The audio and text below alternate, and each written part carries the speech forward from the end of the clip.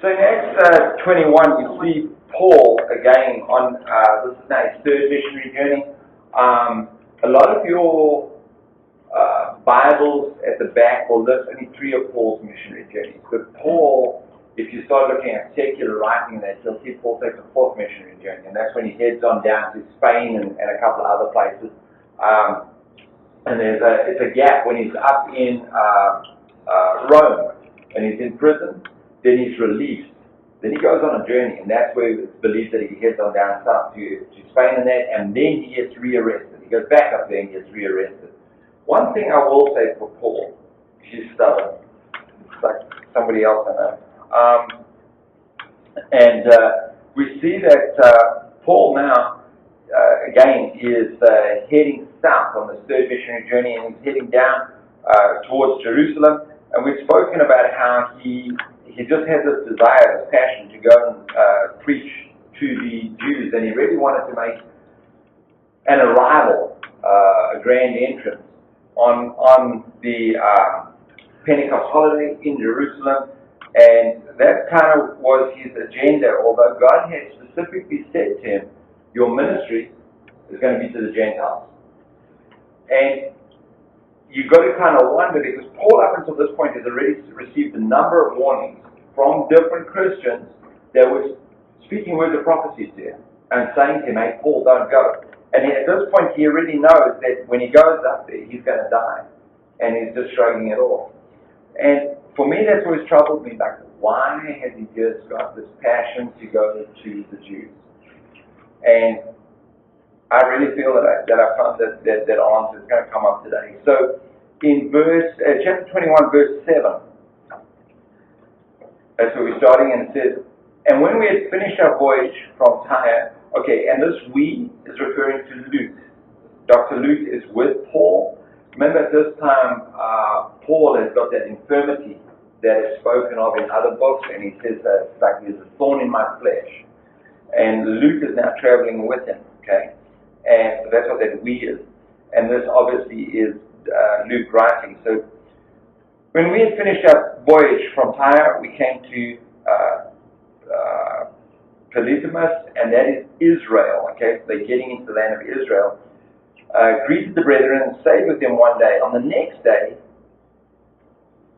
we who were Paul's companions departed and came to Caesarea. So now they're right down along the coastline. Caesarea is just a beautiful place. Even today, it's just got a peace and a tranquility about it. Actually, when you step off into Caesarea on the coastline, there's just tons of archaeological sites that you can go and walk through. I mean, there's massive columns from these Roman buildings and things that they built there that are lying on the ground, and you can just walk through all this stuff. And even the old port is still clearly visible there. It's really, really cool. So they entered into Caesarea and entered the house of Philip, the evangelist, who was one of the 7, and they stayed with him. Anybody know who Philip, one of the 7, is? It's amazing this Bible doesn't say something for nothing. Remember when they were having an issue with the Greek widows within the church, and the Greek widows were turning around and saying, hey, we're not getting as much in benevolence or help from the church as the Jewish widows. And there was a bit of contention arising, and they came to Peter, and Peter turned around and said, what? We're going to put down the word and stop studying and ministering the word to pick up this role of giving out benevolence. And that's when they chose 7 deacons, okay, which is the role of a deacon today, to check on benevolence and help out those that are in the church. And that's when there were 7 men chosen. One of those 7 was Stephen. Stephen, remember, he was stoned to death. And who was there holding their cloaks and consenting? Paul was the one that was consenting because he was a member of the Sanhedrin. He consented to Stephen's death. Yet he was too good to actually throw the stone, as the law says. So he was just standing there all pious and pompous, holding their cloaks. And now he's going into this guy's house. This is one of the 7. So the last time these guys met each other, this guy's standing there and seeing Paul give the word, here, stone my buddy to death. And just the whole attitude of Paul, or at that time his name was Saul, and just his whole attitude in the sense of, I'm too good to even throw a rock at this worthless person. And since you have, so he goes into the house of Philip, and Philip now has become an evangelist.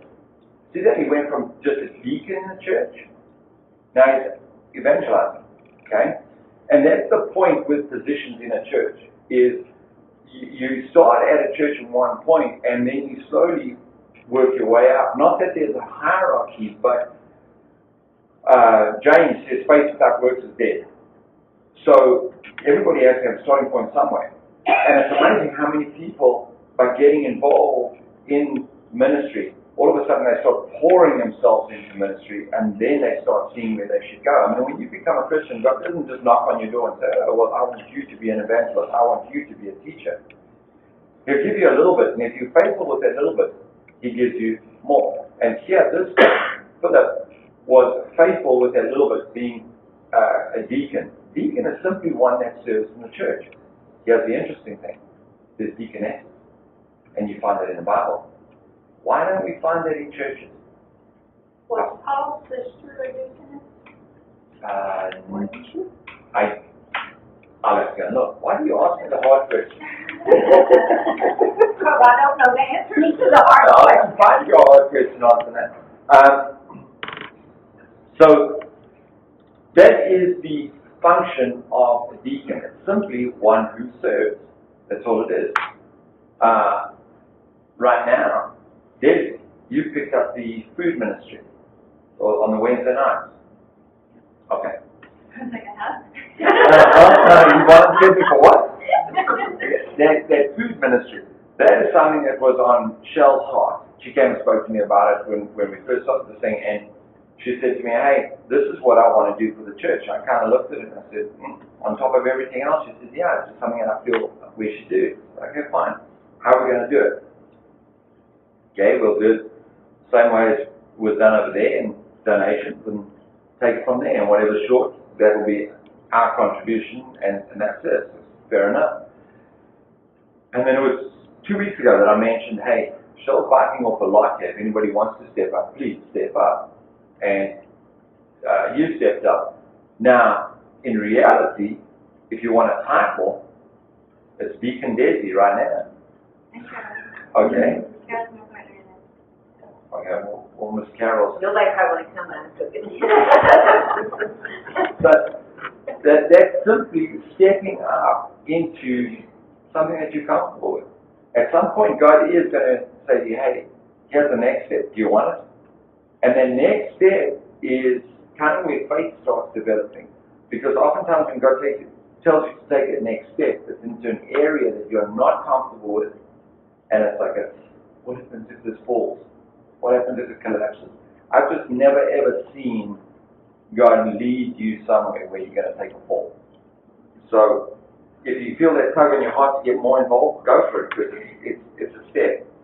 So interesting thing to me with this verse is the last part of it, and they stayed with him. So Paul actually goes and lives in this man's home. That to me is amazing. And I got to thinking, and it's funny, even with this church that we've got here, I know of personal differences that have existed in this church with different people. And now you're getting thrown into the same confined area. You've got a choice. You can either, oh well, that's my church, but that's not my brother kind of thing, or you can start working it out. And I've seen the working out. I've seen the forgetting of the past and working through things. And that is what Christianity is supposed to be about. Because if you can't forgive your brother, how do you forgive and get over the hurt that's been out in the street? I'm going to take a little side note. I've mentioned it to Sandra this morning. I think where I want to go on the next book that we go into, because this is running out now, is the book of Matthew. And the reason for that is in churches, we have, over time, misquoted scripture, and we've built a religion around that misquoted scripture. Jump with me over into Book of Matthew. Oops, over there.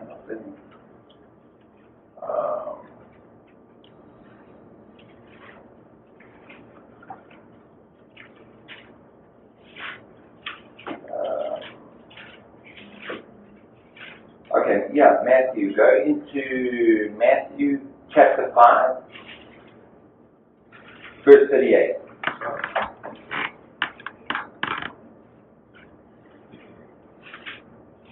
Matthew chapter 5, verse 38. Yeah, there's a couple of principles that Jesus is giving right now, and this is why I want to get into one of these gospels. Verse 38 says, "You've heard it was said that an eye for an eye and a tooth for a tooth. But I tell you not to resist an evil person. But whoever slaps you in your right cheek, turn the other to him also." From that, how many times have you heard in a church, "Oh, you've got to turn the other cheek"? Oh, well, how many times? Oh, 7 times 7 or 7 times 40. And they're linking scriptures from all over the place that have nothing to do with each other.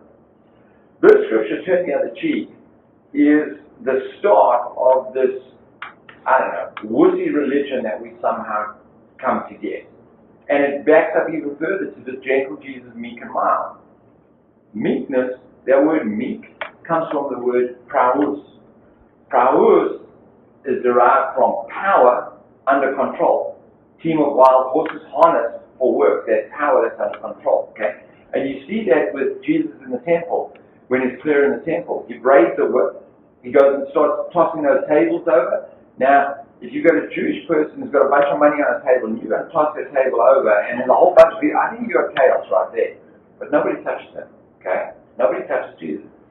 And he goes and he kind of causes chaos, but in the midst of that chaos, when he gets to the doves, the guys who are selling the doves, he stops and he says, "Take the doves out of him." He's not out of control. He's brandishing a whip, and he's using force, but he's not out of control, okay? So there's that, first of all, there's that meekness. Now let's turn the other cheek thing that comes in here. Okay, the turn the other cheek is, oh, okay, so if somebody comes along and smacks me, I must turn the other cheek, or insults me, I must turn the other cheek. That's not what he's saying at all.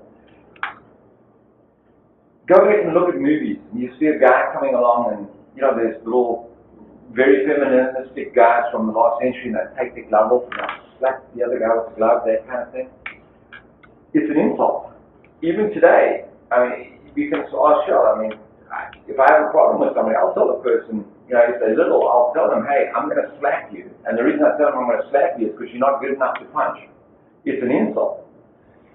This time period that they're dealing with right here, if a male offended a male, or if a master or a Roman, which is what was going on, was offended by a Jew or their servant, if that master went and punched the guy, they would be equals.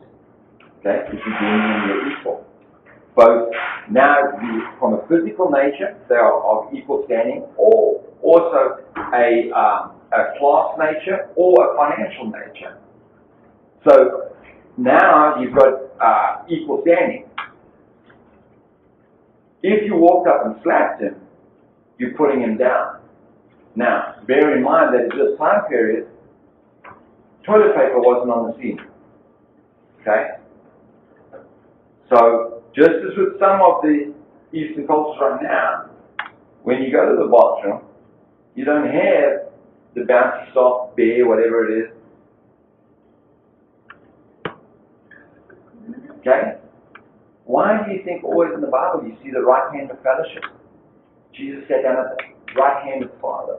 The right hand and the right arm always refers to strength in the Bible.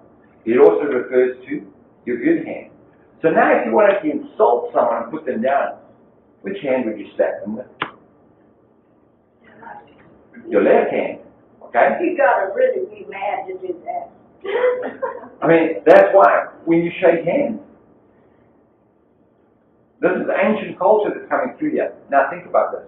Jesus is saying, when somebody strikes you, now punch you, when he strikes you on the, okay, I'm slapping somebody, my left hand, right cheek.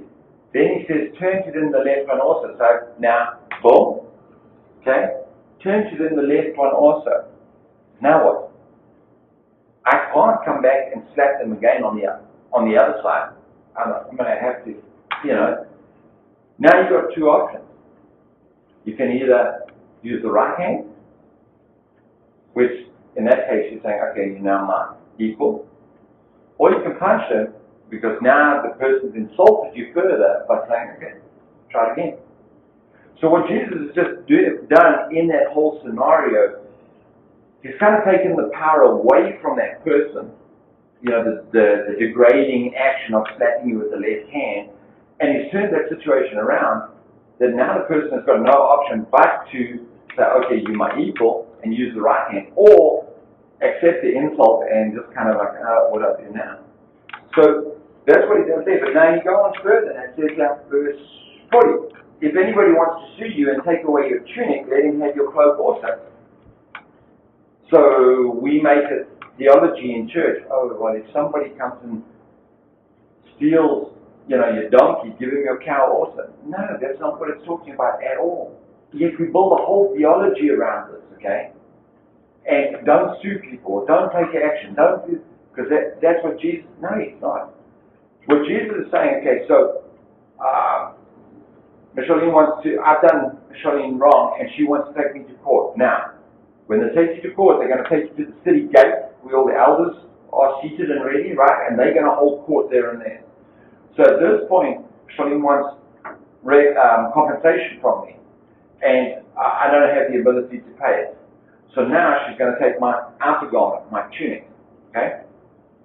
So she wants to sue me for that. Jesus is saying, okay, give it to her. But give her your inner garment as well. So now what's happening is, at that city gate in front of everybody, give her my outer garment, now start pulling off my inner garment. Well, Jewish law turns around and says that the person beholding the nakedness is committing sin. Not me, because I'm stripping off. I'm the stripper, so it's not on me, it's on the person looking at me. Okay? Now, in this instant,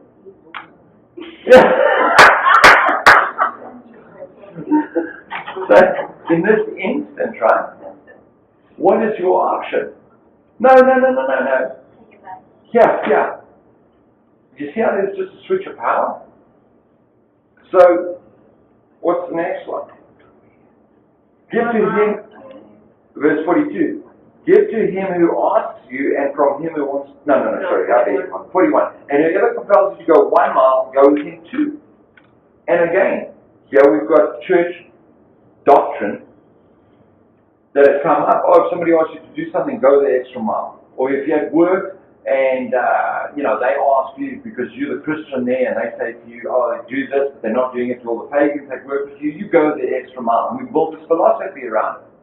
As, oh, I'm Christian, beat me up and I'll just praise Jesus.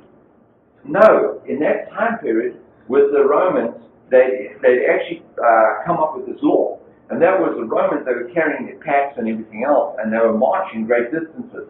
That was the hallmark of the Roman army. They could move so fast. That's why they're saying, all roads lead to Rome. What Rome did is, here's Rome. As they conquered, they made roads going out all over the world. You can go into the Middle East and you can see it. You see these cobbled roads, okay?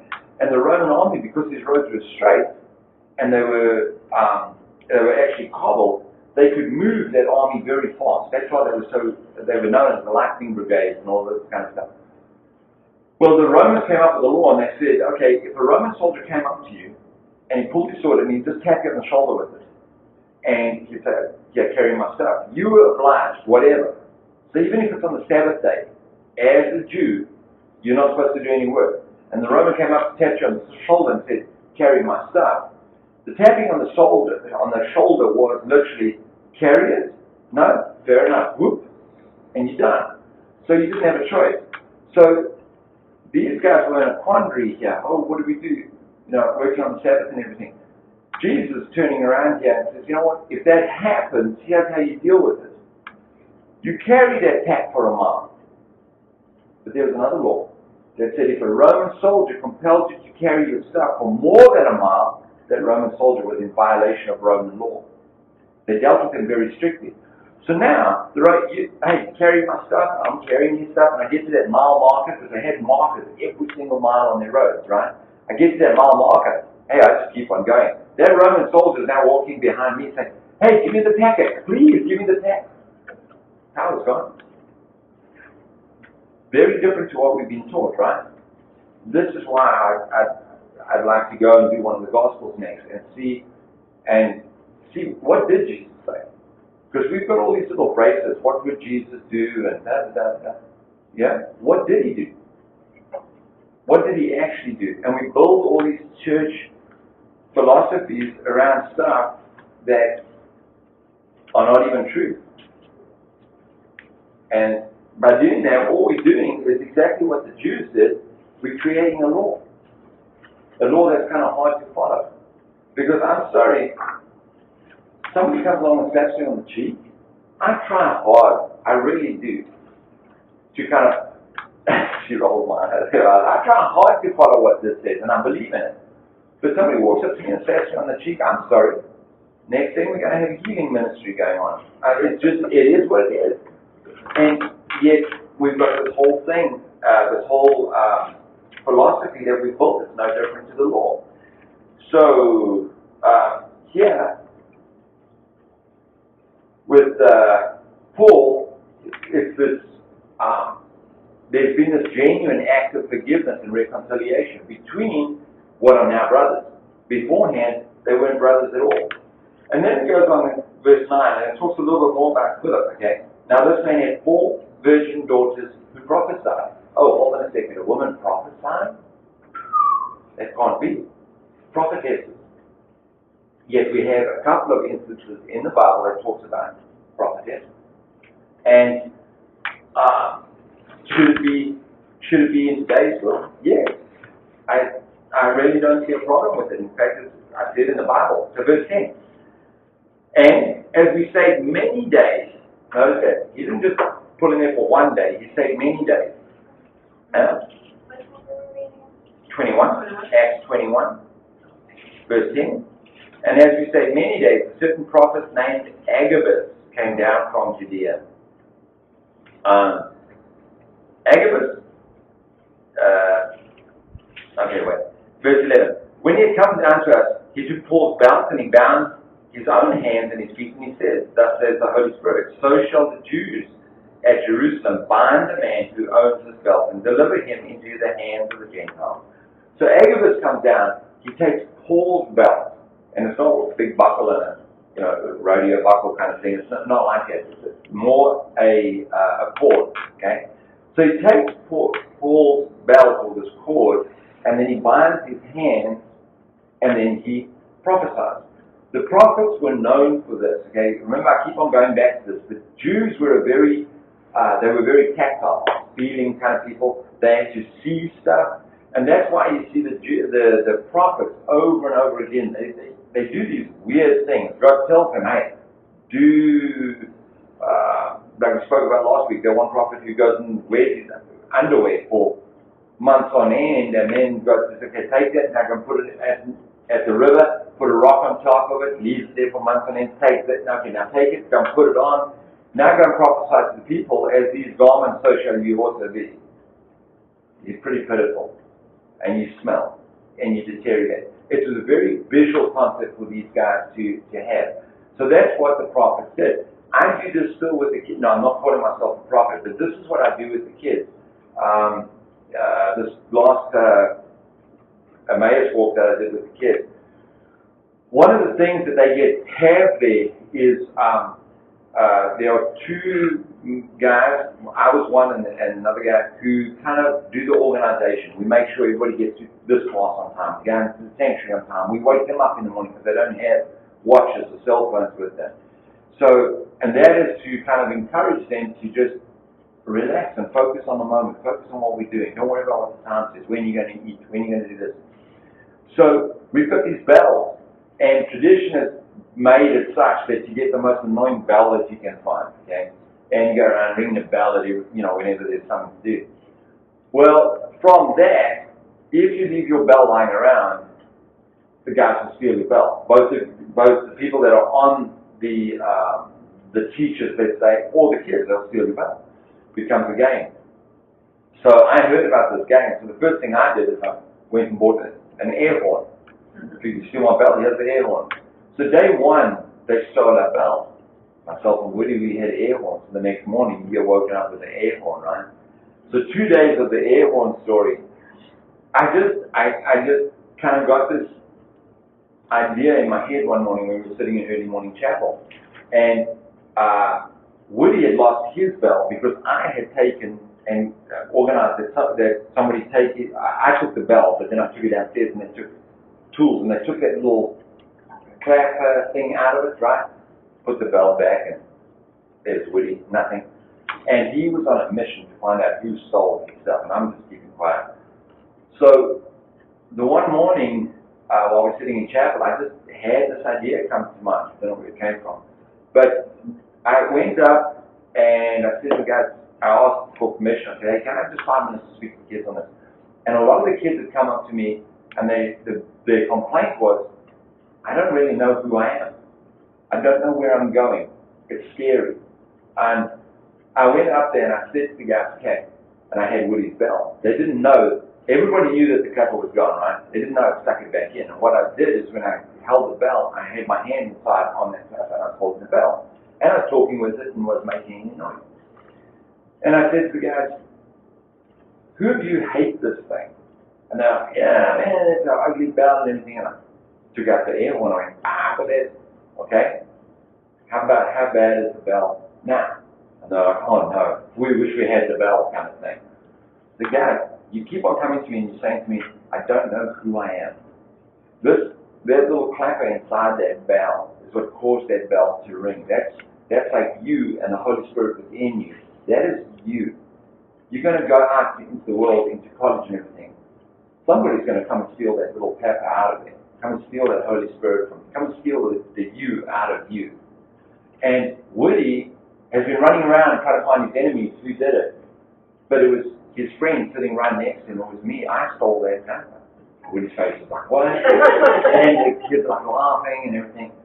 And I said, so what happens, and you guys told me this, is that when you lose yourself, you develop this fake person, and you're putting this out there, and you told me personally that this is not you. This is loud and the people's person and everything, what you think everybody wants, but this is not you. And this is you, the air horn. And look how obnoxious that is. And while I was talking to them here, I moved my hand to the handle of the bell. And I said, and I took that bell and I just said to them, don't let them steal you out of you. It's beautiful. And I just sung that thing gently and just went, ding, and it actually made a really sweet sound. And it was like, it's a room full of teenage boys. And there's just silence in there. And it really spoke to them. You are beautiful just as God created you. Don't let somebody else come and steal that away from you and then turn you into this loud, obnoxious air horn. And that's exactly what the prophets were doing. They were taking something that was in your face that you could see, and God was saying to them, take that and speak to them. And that's what they were doing. So,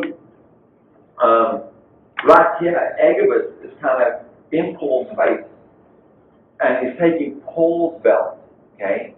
Paul is saying, I'm going to do this, and he's taking Paul's belt. Yeah, Paul, this is your garment, this is your desire, but when you go down there, your desire is going to put you in chains.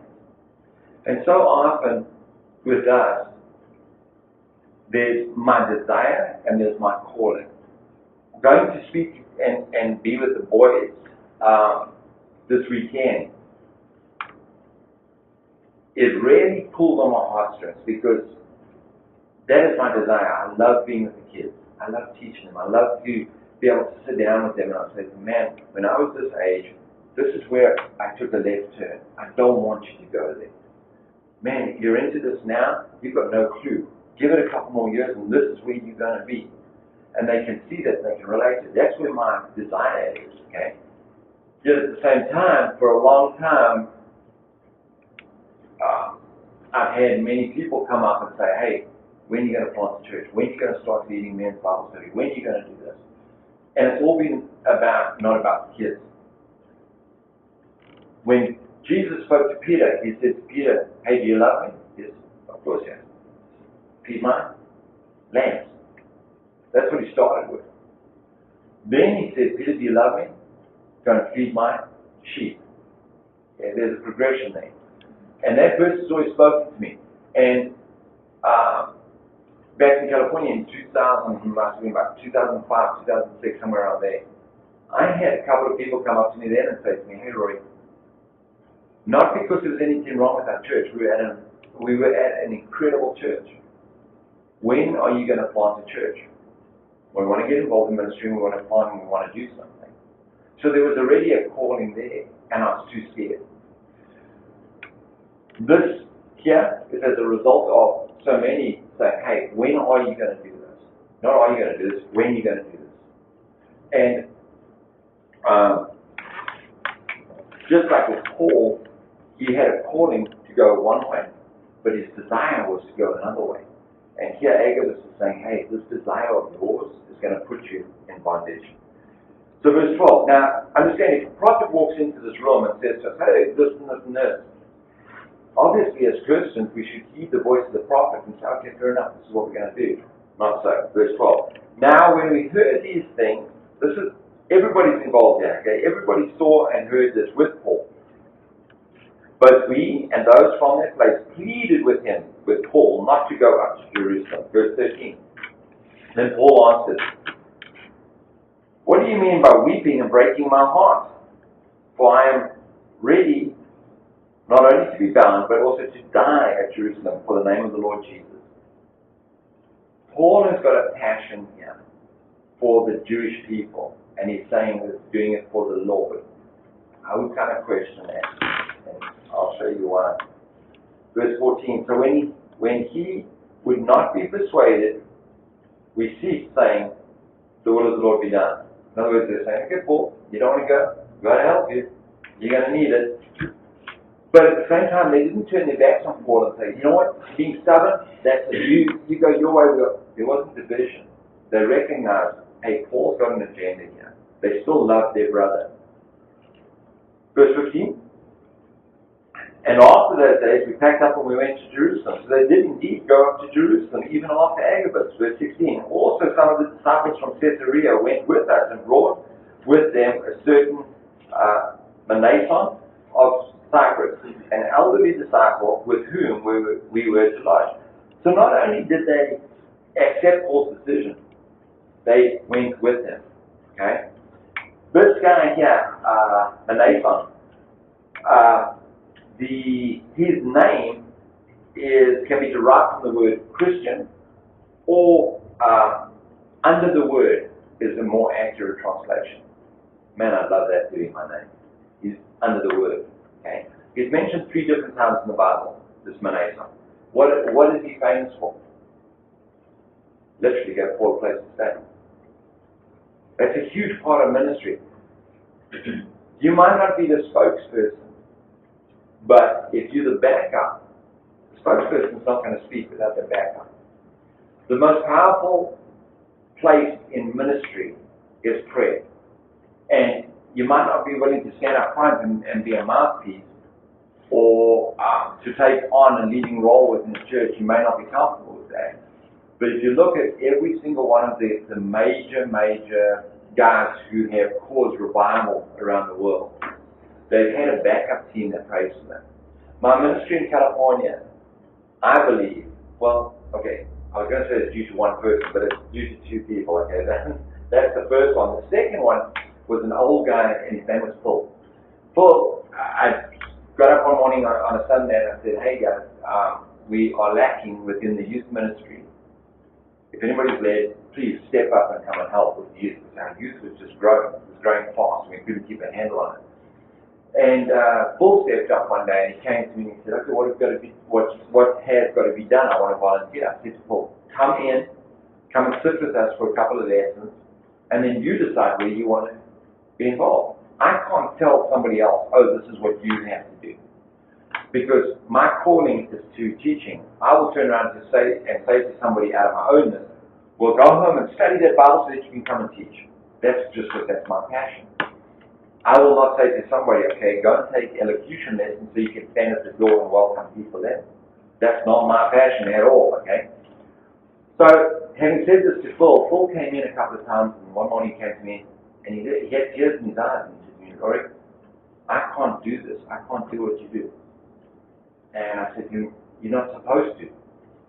And he said, well, how can I get involved? I said, Phil, I know for a fact that you have got a prayer ministry. So I'm asking you to please pray for me. Can you do that?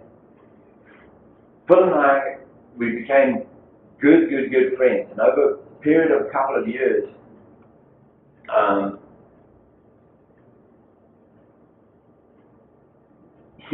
at the end, he developed cancer. And when they discovered it was stage 4.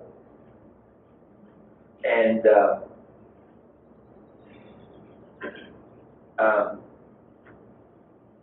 the last time I saw him,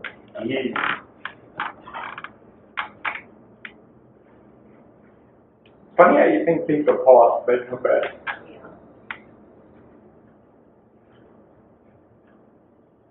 The last day that I went to go see him, he was on the hospice, and he was still cognizant. And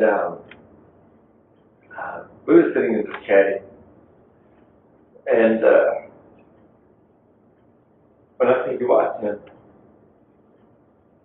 he turned around and said, I'm still praying for you.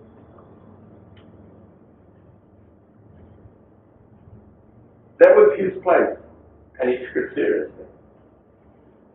There are so many people, I think it was Charles Spurgeon, in his church. Somebody once said to him, what is the key to your success? And Charles Spurgeon took him downstairs, and there was a basement underneath there. And he had a whole church upstairs, but underneath there was the older believers that had decided they wanted to get behind him. They were in the basement, and they prayed throughout the whole service, every single service. You'd have all these people sitting underneath the church, praying. Yes, that's very prayer.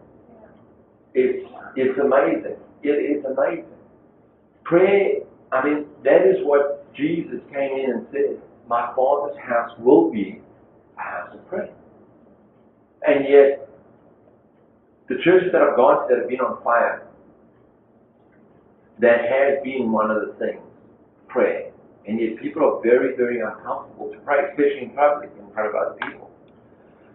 And it's probably part of our culture, I don't know. It's, to me, it's the same as how the Bible was kept away from the masses for so many years. You go to the old churches, and the Bible was literally chained to the pulpit. People didn't have access to the scriptures. They put them into Latin, and a lot of the churches did that, and they did that for a specific reason, because your man on the street didn't speak Latin. So you had to have the guy behind the pulpit interpret what was being said. So now all of a sudden you've created a need for the pastor. How do you know what the word says when the pastor tells you there's a dependency? There's not a dependency in the Bible, and that's why for me, somebody asked James the other day, oh, so what does Rory preach? James turned around and said, Rory doesn't preach. He teaches you what's in the Bible. There's that saying, teach a man to fish. Instead of just giving him a couple of fish, you teach him how to fish. That is my philosophy on this. That's what Jesus did. He taught people. He didn't preach at them. If you teach, God will do the preaching and bring about the conviction. That's my philosophy. But in the teaching, you're also equipping. And it's a very dangerous thing. Okay, so if you equip all these people, what then? They're not going to need you. It's not about needing. It's about building a relationship. And we want to come here so that we can get more nuggets to equip us further. That's what it's about. And don't you think that's part of why people don't want to pray? Because we've kind of lost that in it. Used to, when I was a kid, which I admit has been many years ago, but we prayed in class. Yeah. When we were little bitty kids, everybody went around the circle and all prayed until we got comfortable with it. Yes. And I don't see them doing that anymore. We've taken it away. Because how many churches do you go to, and especially prevalent, I've seen it here in a number of the churches, in that if you've got a problem, what do? You go to the pastor so the pastor can pray for you. There's no praying for someone.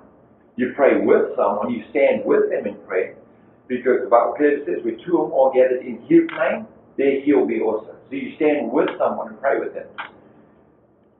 Church over here that I went to the deacon body and I said to them, hey, Jesus turned around and said, my house will be a house of prayer. I would like to bring in on a Friday night just a time when we can get together, we can have some praise and worship, and we can have prayer. Just open it up to the floor. Oh, that won't work. Why not? Well, what, you got to bring a program in, a couple of dancing bears? What are you going to do?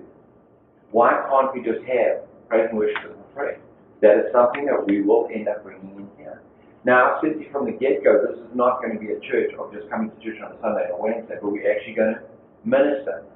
If I turn around to you guys and I said to you, okay, tomorrow we are going to go out and go and do something in the community, and this is what we're going to do, a lot of you would shy away from it. So the first steps to that is getting involved in ministry here. It's a one step, at a time kind of thing. And I realized that I was very fortunate to be in a church where we went out to Mexico. We went and built a church on the dumps. We've taken clothing to people that didn't have anything. One year I remember we took clothing down to this group of people that had nothing, and I mean nothing. And there was this one little girl that got given a red dress.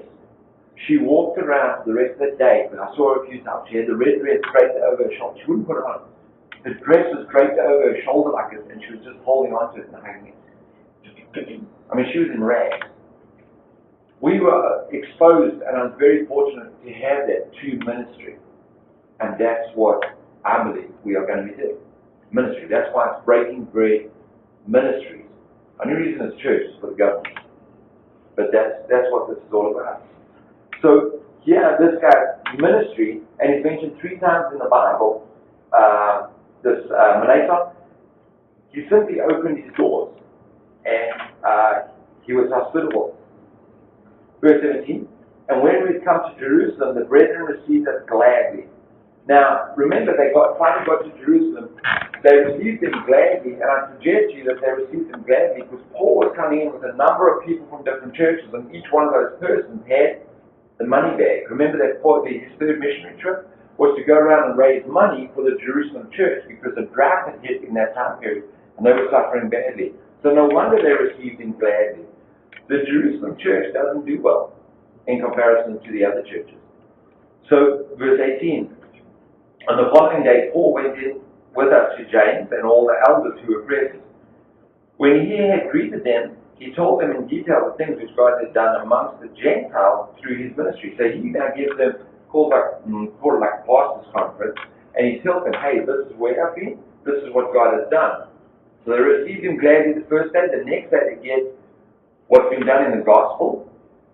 So first day they get the tithes and offerings which were given for them. Second day they get what has happened in Paul's ministry with giving the gospel to the Gentiles. Verse 20. And when they heard it, they glorified the Lord. And they said to him, you see, brother, how many myriads of the Jews there are who have believed, and they are all zealous for the Lord. They received the money gladly day 1, day 2, they hear what he's done, but now on that same day, I don't say a thank you for the money. Oh, praise God, he's doing this through you. And then they jump into something totally different. And here's where they mess up really badly. And this is why this church doesn't prosper as other churches did. They jump into, hey, Paul, there's a lot of Jews around here who have believed, they switched from Judaism into Christendom. but they're still Jews, but they're Christian Jews, who have believed, and they are all zealous for the law. They still want to keep the law. Okay, so that's what was going on in that area. They were switching to Christian faith, but still being under the law. You got one foot in, one foot out kind of thing.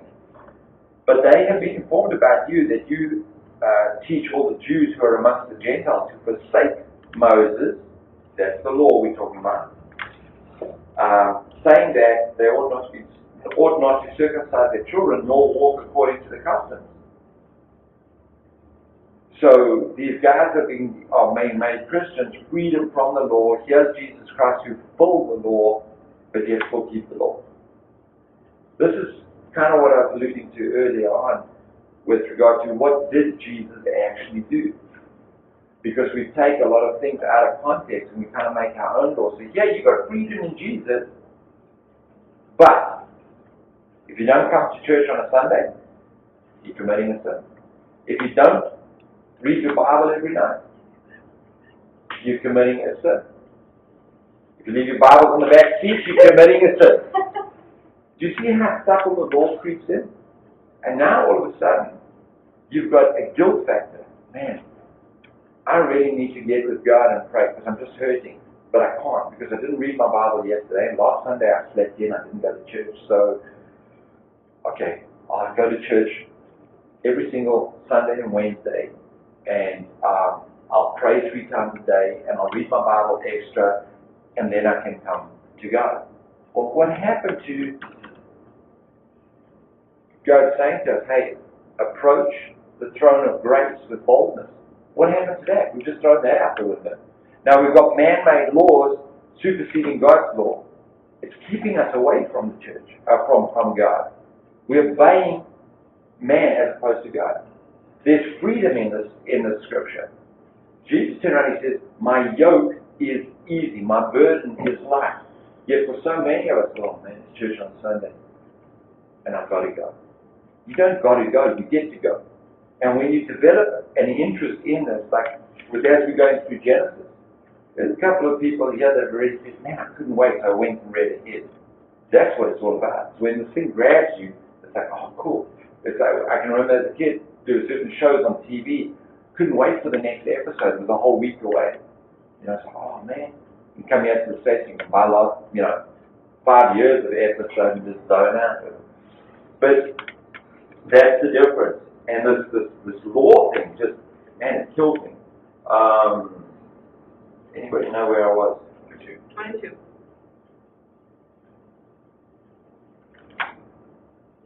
Thank you.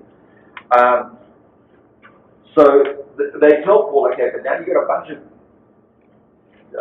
Christian Jews here that are upset with you because you're telling others to leave the law. Okay, what now kind of thing? Verse 22, what then? Or what now? The assembly must certainly meet. We're going to have to call a meeting on this. That sounds like a couple of... We'll call a meeting or form a committee. We'll decide what we are going to do. For they will hear that you have come. Therefore, do what we tell you. Here's our plan. We have 4 men who have taken a vow. These are guys who have taken the Nazarite vow, or a vow, or a vow of called a cleansing. Okay, they're not going to partake of wine. They're not going to cut their hair, and I forget what the third one is.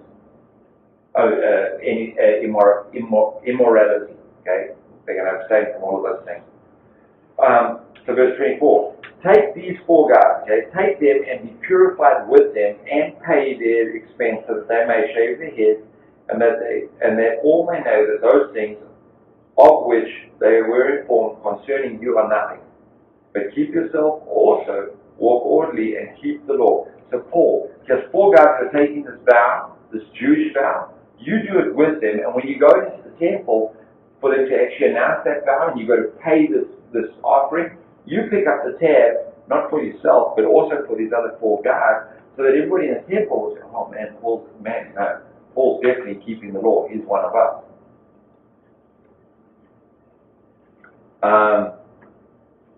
Then they go on, verse 25. But concerning the Gentiles who believe, we have written and decided that they should observe no such thing. What? These are church leaders who are kind of saying, oh, man, okay, do this, but here's another set of rules on this side.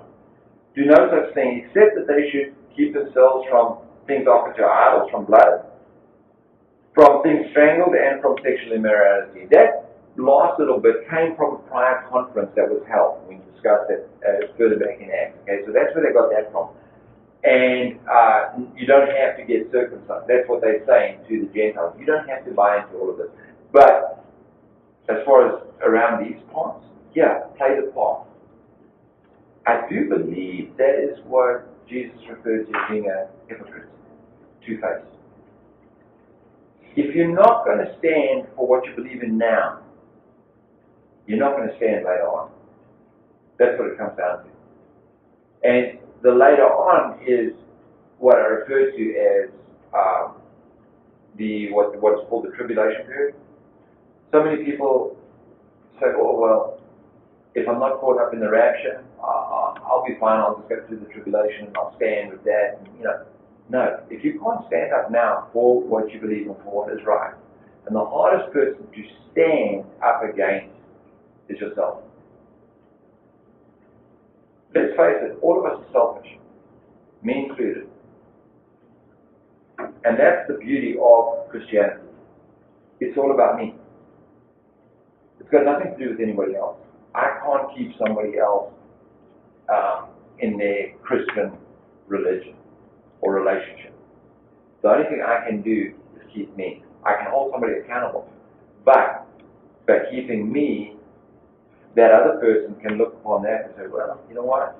If Rory can do it and he's that much of a jerk and everything, well, there's hope for me too. So, keeping me accountable, that's why I say that's the hardest thing to do. If I can't stand and look at myself in the mirror, I've lost that battle totally. Those two pictures on the back there, they look kind of dumb and everything else. Those two pictures in the back there are for me.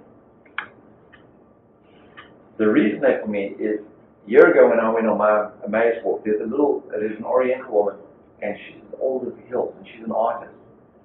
She draws things like that, just as placemats. When you go in for your meal, those are placemats. Okay? I walked in for my meal at my Emmaus walk, and I love art. And I saw these pictures, and some were like cartoons. Some tables had like cartoons and things on. Others had more realistic type drawings. And I saw the rooster, and I was like, whoa! And I went to that table, and I quickly rushed to the seat that had the rooster because there was a bunch of different ones. The reason the roosters, that's something that God was talking to me about at that time period. And it was with Peter, when he betrayed Jesus, it was the rooster that announced his betrayal. And his betrayal was pride. Okay? For Peter, just think about it. Every time Peter woke up in a small village, that's what he must have woken up to. I wake up most mornings to shells, roosters crowing. And it's just a reminder all the time. Hey, be careful of your pride. And that's my issue, pride. Careful of your pride, careful of your pride. The second scripture that I refer to a lot is the prophet who was riding on the donkey, and the donkey kept on smashing him into the wall, and he was called to go and prophesy evil over Israel, and he couldn't. And man, I can't remember the guy's name. Anyway, God used a donkey to show a prophet, Jesus, who was standing in front of him. And to me, both those things are an illustration of that. God using a simple rooster or a donkey, and yet He's choosing to use me for ministry. I got to the table and with the rooster, and in my enthusiasm, I got my chair and everything. I got my rooster, and I'm standing there looking at it. I look up, and the whole table's another group. I wasn't supposed to be sitting there. Put my rooster down. I look around and I see my table go over there because I know I'm going to get Mickey Mouse or Donald Duck. That's what she had. I think, okay, I get to my table. The only seat that's open is the rooster. The exact same thing happened now on the boys' walk with that donkey. And that's why I sit here with those two things. It's amazing how God will speak to you in everything. Okay? Let's close in prayer.